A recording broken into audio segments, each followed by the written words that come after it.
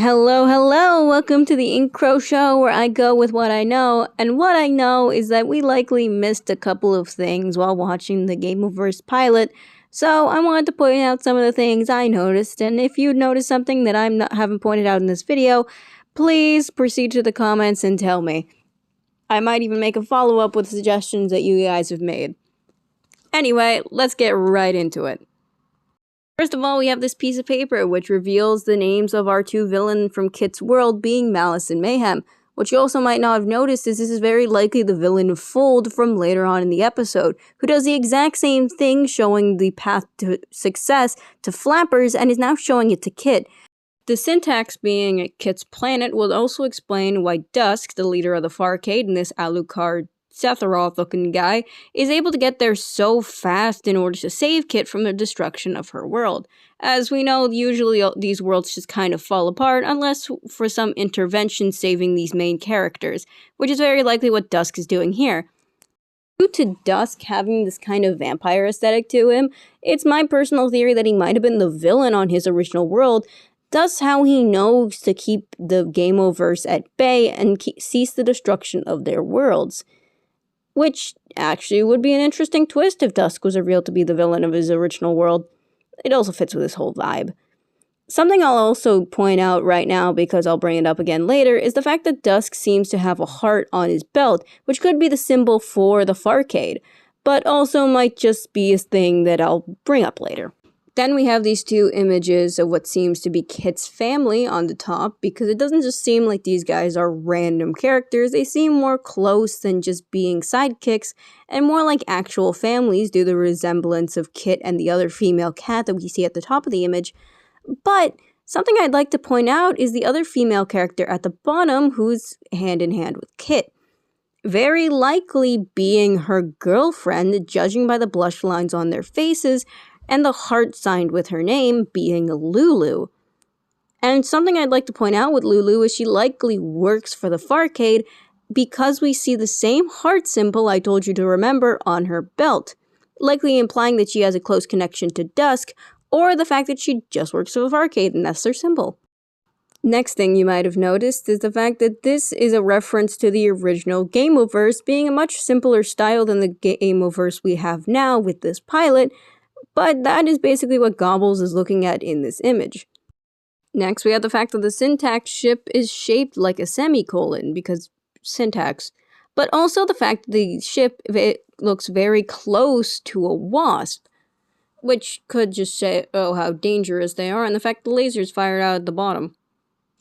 We have the leader of the syntax who looks stitched together. One of his arms is stitched together, and during the pilot, we see that arm acting on its own, and he seems very frustrated by it, implying that he's had to stitch himself together due to maybe something that happened. Maybe the destruction of his own world caused him to lose some of his limbs, and to have to replace it with other things such as mechanics. Which also implies another thing, the fact that Dusk could be his original villain, and this could be the hero from the original world, very likely a vampire hunter of some kind, or just a hunter in general, which explains why he's so naturally aggressive. Then we have the fact that the guns on the syntax ship are very much references to arcade guns. It even has a little coin slot that you would put the coins in to actually pay for the game. Because that's what you do with coins.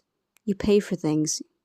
Editing me here. I just realized I didn't get an image for this, but some people have recently pointed out that Misinformation and Fold are very likely tutorial characters.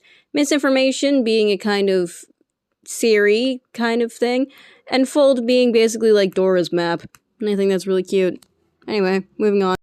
What Boodle is working with here is very likely a reference to block coding because we see the true and false commands at the top, and then we see the return at the bottom, which are very common things used in coding. Why I think it's block coding is just basically the shapes of them and how he's moving them around in order for them to work better.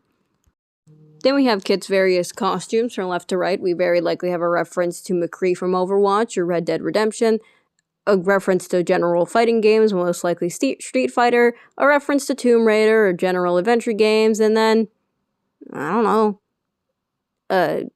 that one game I can't remember the name of, but you know the game because you got ads a shit ton for it a while ago. I don't know. Then we have Flappers the Dolphin, which is very much a reference to Echo the Dolphin. Echo the Dolphin, my worst enemy. And don't question why, you know why. You know what he's done. Anyway, Flappers winning POTUS is very likely a reference to Mario 64, where he puts up the peace sign. And along with that, the overworld map is very likely a reference to Super Mario maps. Very likely just Super Mario World and stuff like that.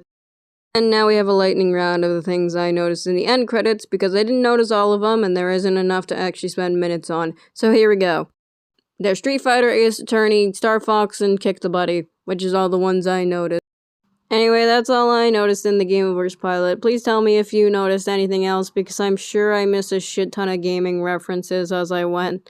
But that's all for now. I hope you enjoyed this video, and please tell me I'm wrong. I need engagement. I need people to think I care. I'll comment on every single one if you tell me I'm wrong. Please. I'm desperate. I need friends. I need a life. I need a career. Give me my career.